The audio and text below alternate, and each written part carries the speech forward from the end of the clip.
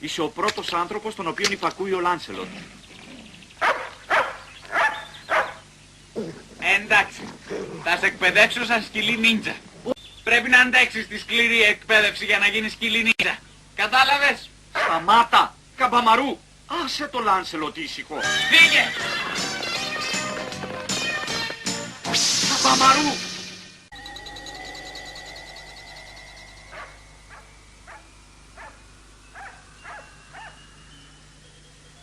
Διάβολε!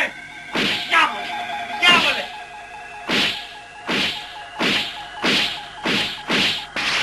Διάβολε!